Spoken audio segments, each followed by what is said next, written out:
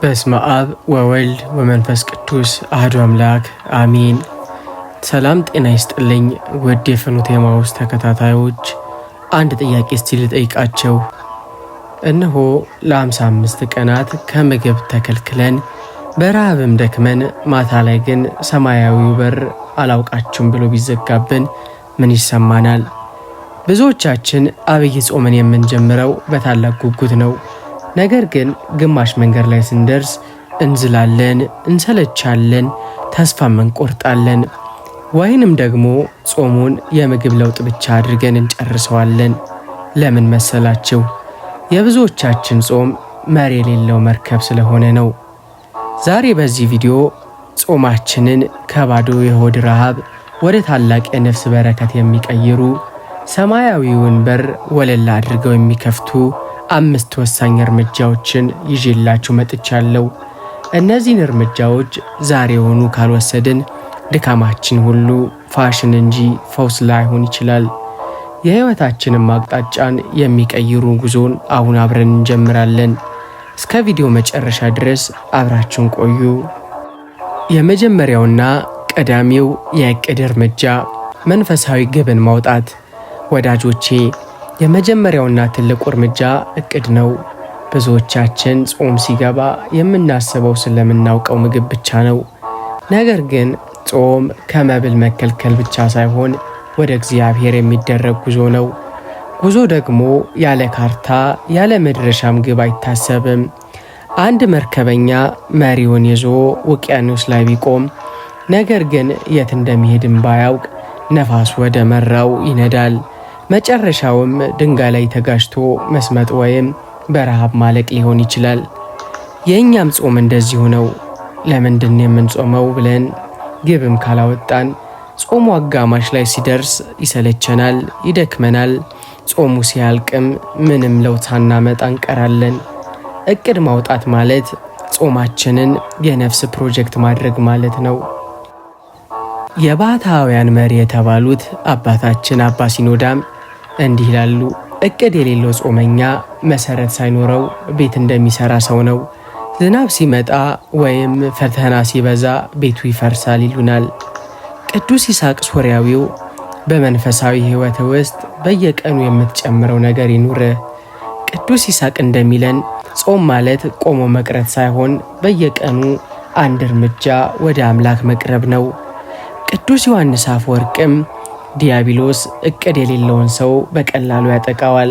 በጾምህ ምን ማግኘት እንደምትፈልግ ካወክ ግን ሰይጣን መንገድን ሊያስተጓጉል አይችልምና።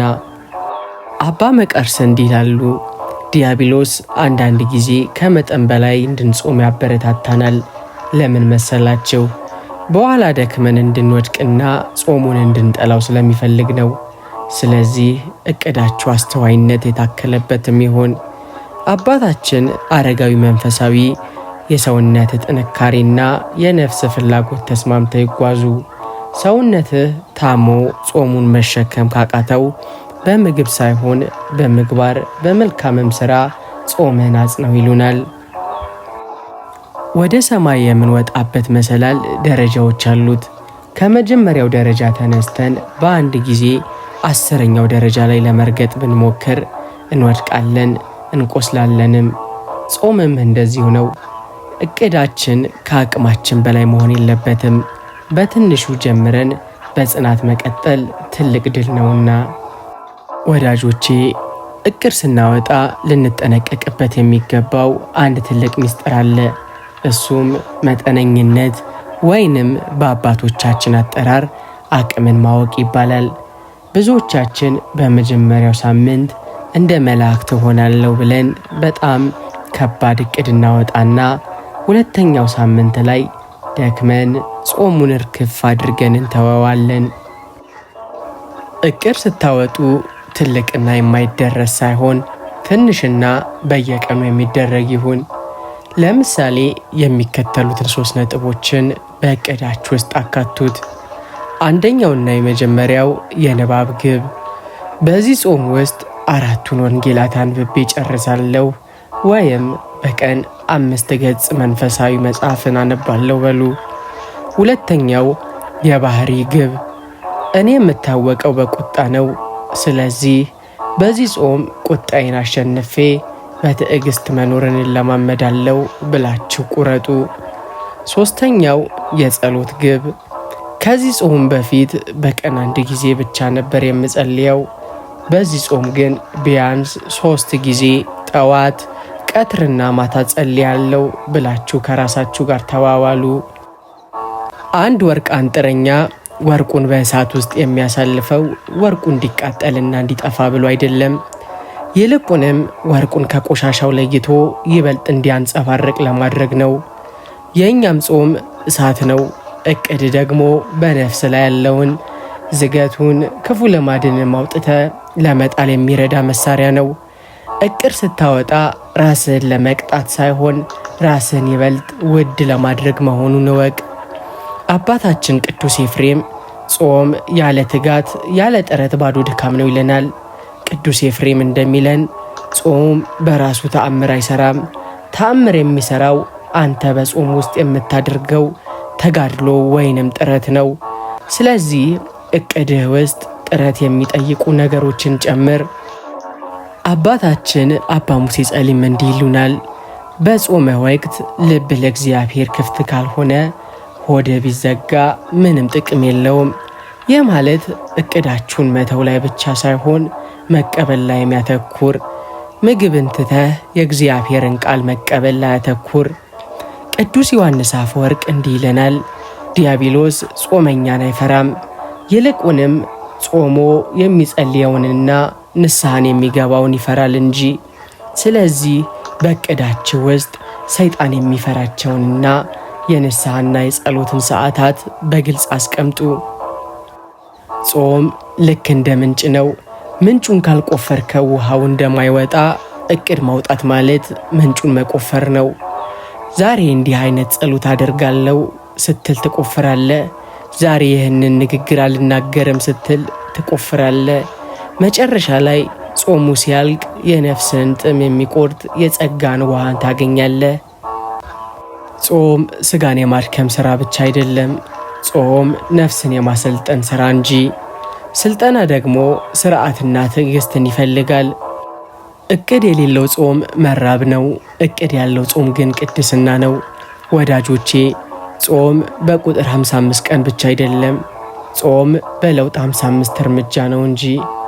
ዛሬውኑ አንድ ወረቀትና አንድ ስክሪፕቶን አውጡና የጾም ሲያልቅ የትኛው ባህሪ ተቀይሮ ማየት እፈልጋለሁ ብላችሁ ጻፉ። ያን ጊዜ ጾማችሁ ጣዕም ይኖረዋል። አሁን ደግሞ የጾማችን መሰረት ወደ ሆነው ሁለተኛው እርምጃ የንጽህና እርምጃ ልብን በንስሐ ማረስ እንለፍ።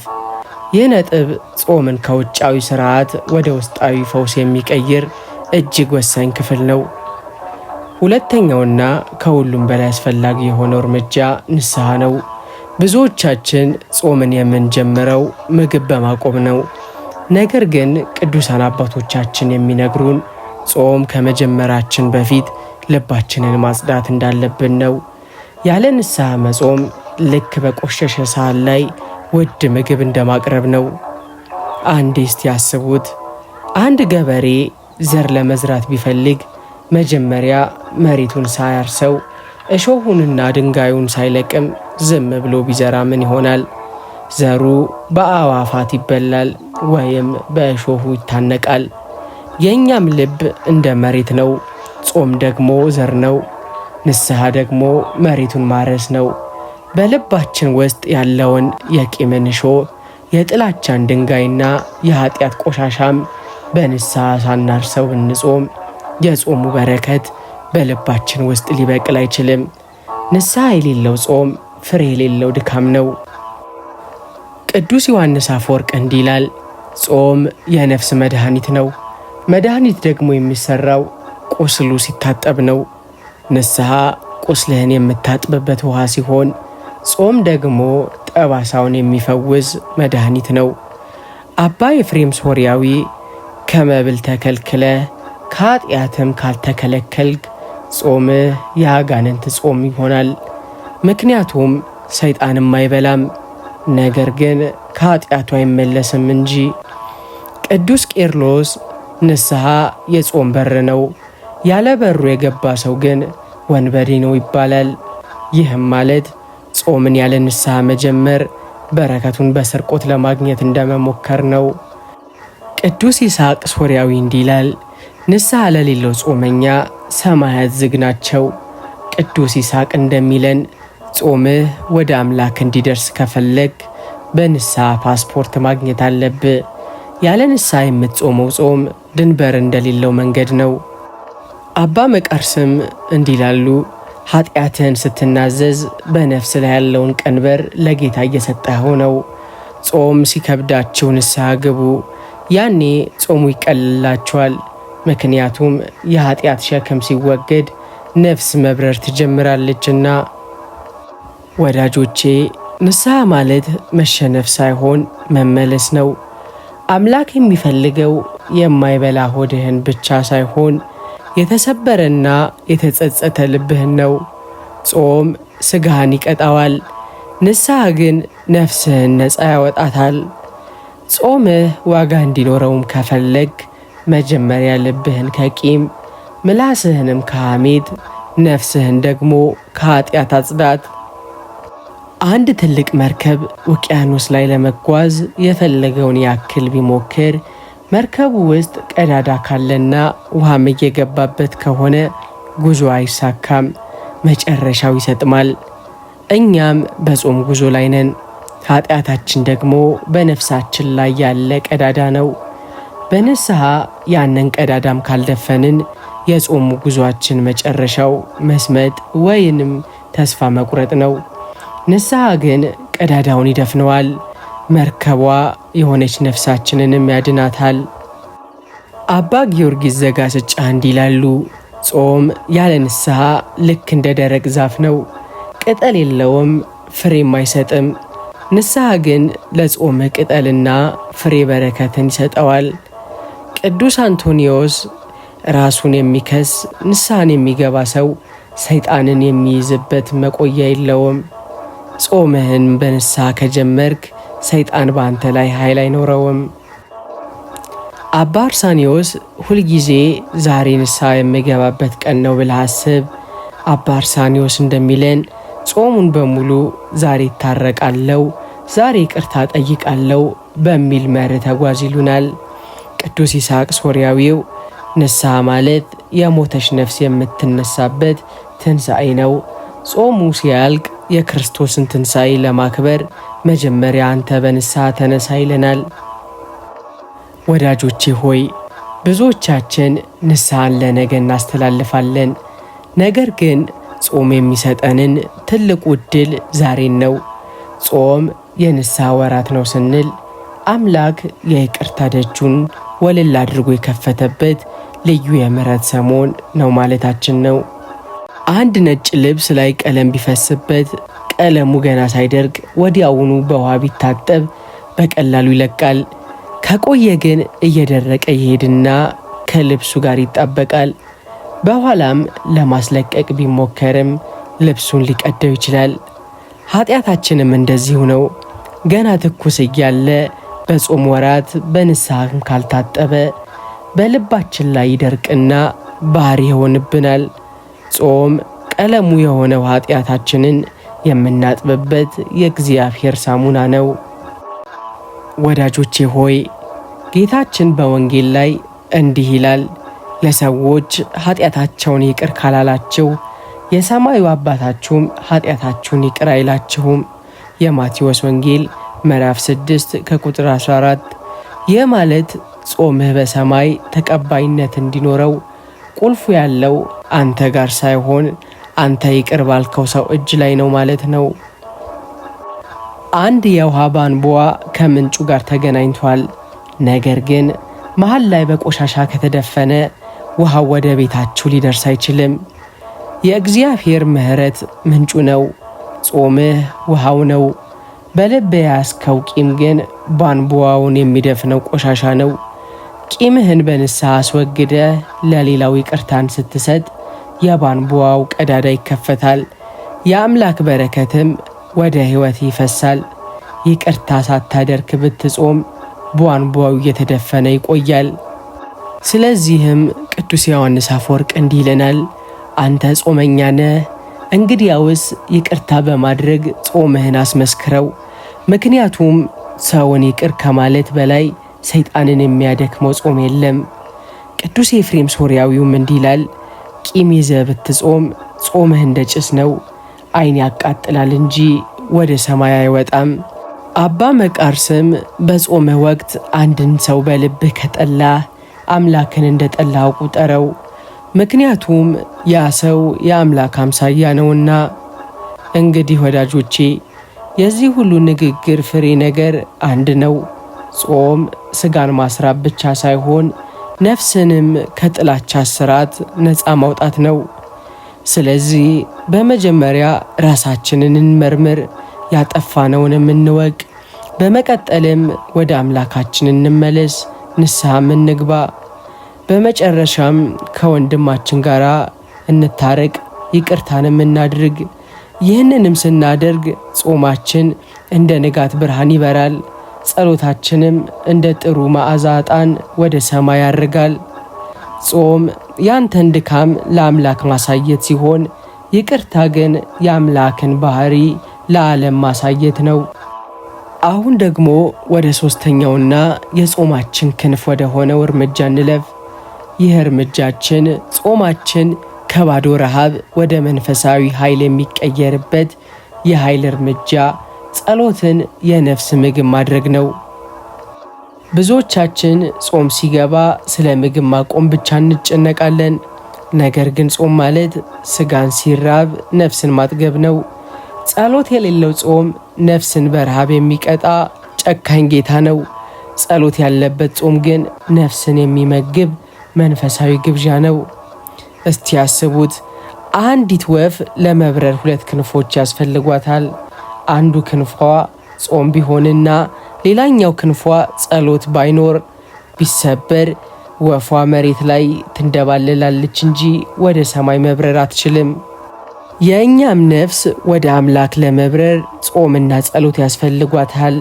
ጾም ሥጋችንን መሬት ላይ ከሚጎትቱት ምኞቶች ነፃ ሲያወጣን፣ ጸሎት ደግሞ ነፍሳችንን ወደ ሰማይ የሚያወጣው ክንፍ ይሆነናል።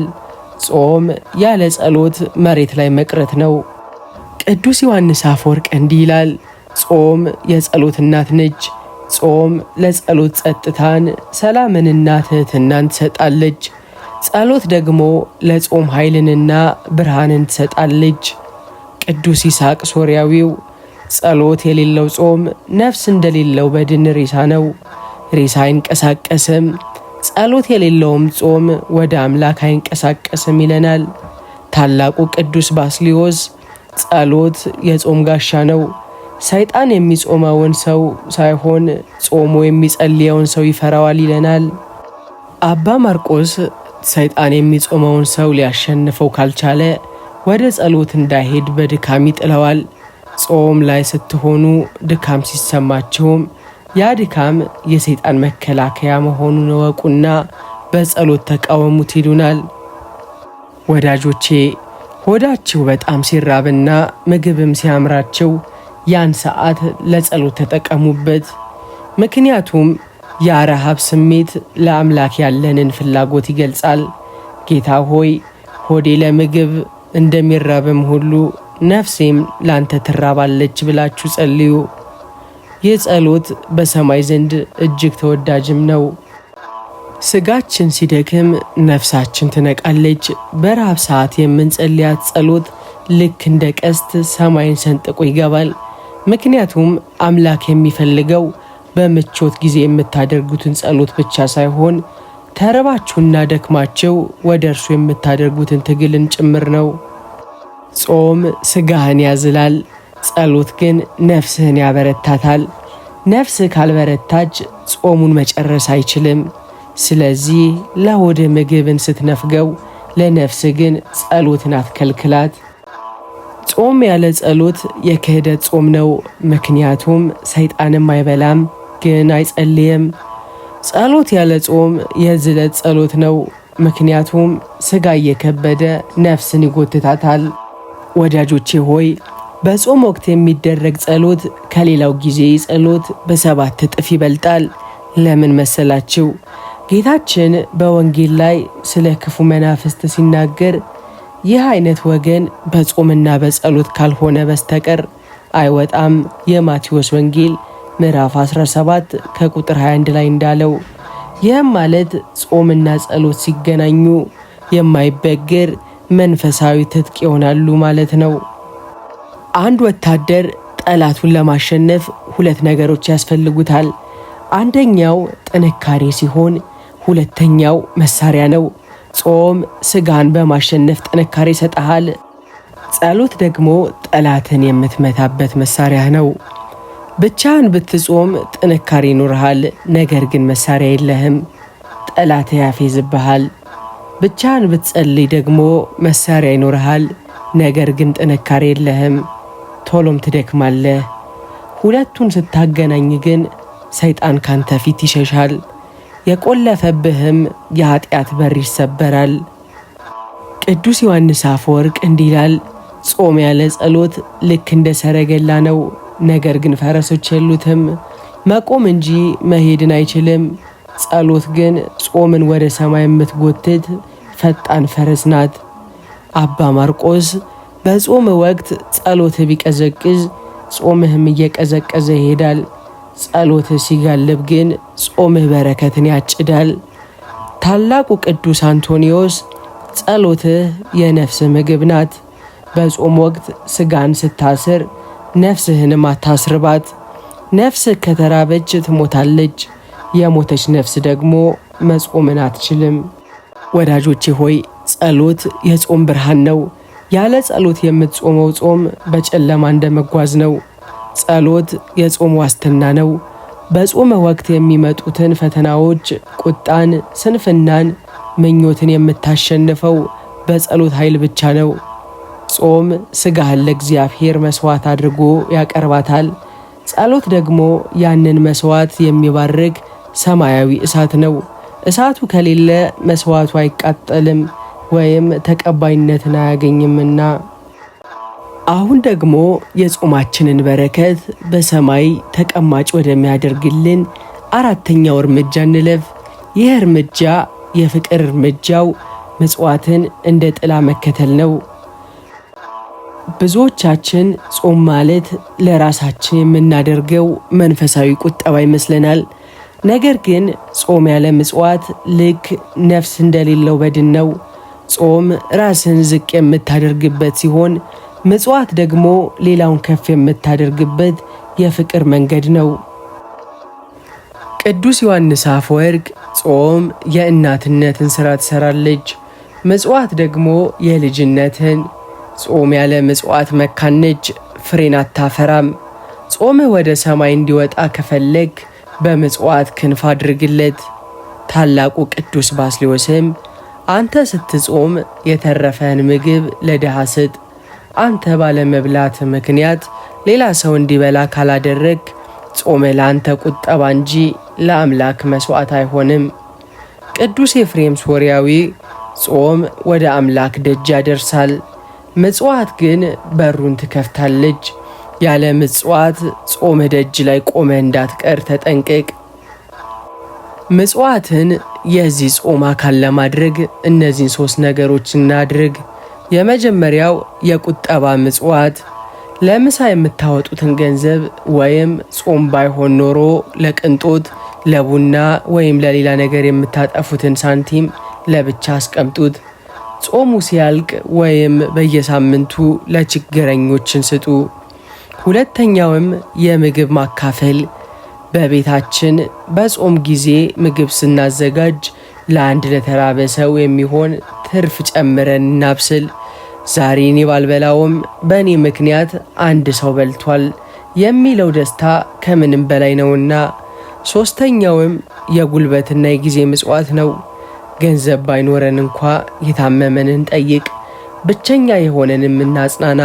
ምጽዋት የገንዘብ ብቻ ሳይሆን የርህራሄም ውጤት ነው። ውድ የፍኖተ ኤማሁስ ተከታታዮች አንድ ትልቅ ምስጢር ልንገራችሁ። ጾም በሰውነታችን ያለውን ስብ እንደሚያቀልጠው ሁሉ ምጽዋት ደግሞ በነፍሳችን ላይ ያለውን ስስትን ያቀልጠዋል። ጾም ራስን መግዛት ሲሆን ምጽዋት ደግሞ ለሌላው መኖር ነው። ጾም በረከትን ወደ ነፍስ የሚቀዳ ምንጭ ነው። ስስትና ንፍገት ግን በረከቱን የሚያፈሱ ቀዳዳዎች ናቸው። ምጽዋት ስታደርግ ያንን ቀዳዳ ትደፍነዋለህ። ጾምህም በበረከት የተሞላ ይሆናል። በረከቱም እንዲቀመጥልህ ለሌላው መስጠት አለብህ። ቅዱስ ዮሐንስ አፈወርቅ ድሃው ያንተን እርዳታ አይፈልግም፣ አንተ ግን የድሃውን ጸሎት ትፈልጋለህ። ድሃው ካንተ ዳቦ ይቀበላል፣ አንተ ግን ከእርሱ የሰማያት መንግሥትን ትቀበላለህ። ስለዚህ ስትሰጥ ረዳሁት አትበል፣ ተረዳሁ እንጂ። ቅዱስ ይስሐቅ ሶርያዊው ምጽዋት የሌለው ጾም እንደ ደረቅ ዛፍ ነው። ውበት አለው፣ ነገር ግን ጣዕም ፍሬም የለውም። አምላክ የሚፈልገው የጾምህን ውበት ብቻ ሳይሆን የርኅራኄንም ጣዕም ነው። አባ መቃርስ በጾም ወቅት አንድን የተራበ ሰው ስታበላ ራሱን ክርስቶስን እንዳበላኸው ቁጠረው ይሉናል። የማቴዎስ ወንጌል ምዕራፍ 25 ከቁጥር 40 ላይ። አባ ይስሐቅ አንድ ሰው ቢጾም ቢጸልይ፣ ነገር ግን ለተጨነቀ ወንድሙ ባይራራ ጾሙ እንደ ጭስ ነው፣ ዓይኑን ያቃጥለዋል እንጂ ወደ አምላክ አያርግም። ቅዱስ አምብሮስም ምጽዋት ለጾም ነፍሷ ናት፣ ያለ ምጽዋት የሚጾም ሰው ነፍስ የሌለውን ሥጋ ተሸክሞ እንደሚዞር ሰው ነው። እንግዲህ ወዳጆቼ በምጽዋት ዙሪያ እነዚህን 3 ነገሮች በልባችሁ ያዙ። የመጀመሪያው ምጽዋት የጾም ዋስትና ነው። በምድር የሰጠኸው በሰማይ ተባዝቶ ይጠብቀሃል። ሁለተኛው ምጽዋት የጾም ፈውስ ነው። በጾም ወቅት የሚሰማህን የድካም ስሜት ለሌላው መልካም በማድረግ ተሻገረው። ሦስተኛውም ምጽዋት የጾም መዓዛ ነው። ያለ እርሱ ጾመ ለሰዎች ሽታ የሌለው አበባ ይሆንባቸዋል። ጾምህ እኔ ከሚል ራስ ወዳድነት አውጥቶ እኛ ወደሚል የፍቅር ማዕድ እንዲሸጋገር ፍቀድለት። አሁን ወደ 5ኛውና የመጨረሻው የጾማችን ጠባቂ ወደ ሆነው ክፍል እንለፍ። ይህ እርምጃ የጥንቃቄ እርምጃ፣ የሕዋሳትን በር መቆለፍ ይባላል። ይህ ነጥብ የጾምን በረከት በዝባዥ ከሆኑ ነገሮች ራሳችንን የምንጠብቅበት መከላከያችን ነው። ብዙዎቻችን ሆዳችንን እንቆልፋለን፣ ምግብንም እንተዋለን። ነገር ግን በረንዳችንን ክፍቱን እንተዋለን። በረንዳችን ደግሞ ዓይናችን፣ ጆሮአችንና አንደበታችን ናቸው። ጾም ማለት ሆድ ብቻ ሳይሆን ሙሉ ማንነት የሚሳተፍበት የንጽህና ዘመቻ ነው። አንድ ንጉሥ በሚያምር ቤተ መንግሥት ውስጥ ይኖራል። የቤተ መንግሥቱንም ዋና በር ሆድን በሚገባ ዘግቶታል። ነገር ግን የቤተ መንግሥቱን መስኮቶች ዓይንና ጆሮን ወለል አድርጎ ከፈታቸው። በእነዚያ መስኮቶችም ሌባ፣ ቆሻሻና ነፋስም ቢገባ ቤተ መንግሥቱ ንጹሕ ሆኖ መቀመጥ አይችልም። የእኛም ነፍስ እንደ ቤተ መንግሥት ናት። ሆድህን ብትዘጋም በዓይንህ ክፉ ካየ፣ በጆሮህም ሐሜትን ከሰማህና በአንደበትህ ሰውን ካቆሰልክ ጾም የተባለው ንጉሥ በውስጥ ሊያድር አይችልም። ጾም ማለት መስኮቶቹን ጭምር መቆለፍ ነው። ቅዱስ ዮሐንስ አፈወርቅ እንዲህ ይላል፣ አንደበትህ ከሐሜትና ከጥላቻ ካልጾመ ሆድህ ቢጾም ምን ይጠቅማል? አንተ ሥጋ ትበላም ይሆናል፣ ነገር ግን በንግግርህ የወንድምህን ሥጋ ትበላለህ ታማለህና። ታላቁ ቅዱስ ባስልዮስም እውነተኛ ጾመኛ ማለት ዓይኑን ከማየት ጆሮውን ከመስማት አንደበቱን ደግሞ ክፉ ከመናገር የሚጠብቅ ሰው ነው ይላል። ቅዱስ ኤፍሬም ሶርያዊ ጾም የሕዋሳት ሁሉ ሰላም ነው። ዓይንህ ሲጾም ብርሃን ታያለህ፣ ጆሮህም ሲጾም የአምላክህን ቃል ትሰማለህ ይለናል። አባ ሙሴ ጸሊም ሰውነቱን የሚገዛ ሰው ከተማን ከሚቆጣጠር ንጉሥ ይበልጣል። ጾም ራስን የመግዣ ትልቁ መሳሪያህ ነው። ቅዱስ ይስሐቅ ሶርያዊው ጾም የሰላም መጀመሪያ ናት፣ ልብ በሰላም ካልጾመ ሥጋ ቢገረፍ ዋጋ የለውም ይለናል። እንግዲህ ወዳጆቼ ዛሬ ያየናቸው 5 እርምጃዎች ጾማችሁን ከባዶ ረሃብ ወደ ሰማያዊ በረከት የሚቀይሩ ቁልፎች ናቸው። የመጀመሪያው የእቅድ እርምጃ፣ ጾማችሁን በዓላማ ጀምሩ። ሁለተኛውም የንስሐ እርምጃ ነው፣ ነፍሳችሁን ከቆሻሻ አጽዱ። ሶስተኛውም የኃይል እርምጃ፣ ጸሎትን የነፍስ ምግብ አድርጉ። አራተኛውም የፍቅር እርምጃ ነው፣ ለድሆች በመራራት በረከትን አከማቹ። የመጨረሻውና 5ኛው እርምጃ የጥንቃቄ እርምጃ፣ ሕዋሶቻችሁን ከክፉ ጠብቁ። ጾም መከራ ሳይሆን መፈወስ ነው። ጾም እስራት ሳይሆን ነፃነት ነው። ይህንን ጾም ስትጨርሱ የምግብ መብላት ናፍቆት ሳይሆን ያገኛችሁትን መንፈሳዊ ሰላም እንዲናፍቃችሁ አድርጋችሁ ጹሙ። አምላክ ጾማችሁን የበረከት የሰላምና የድል ያድርግላችሁ። በመጨረሻም ይህንን መንፈሳዊ ይዘት ላይክ፣ ሰብስክራይብ በማድረግ እንዲሁም የደውል ምልክቱን በመጫን ለሌሎች ወዳጆቻችሁን በማካፈል የበረከት ተካፋይ እንድትሆኑ እጋብዛችኋለሁ። በሚቀጥለው መንፈሳዊ ጉዞ እስከምንገናኝ ሰላም እግዚአብሔር አይለያችሁ። ወስብሐት ለእግዚአብሔር። አሜን።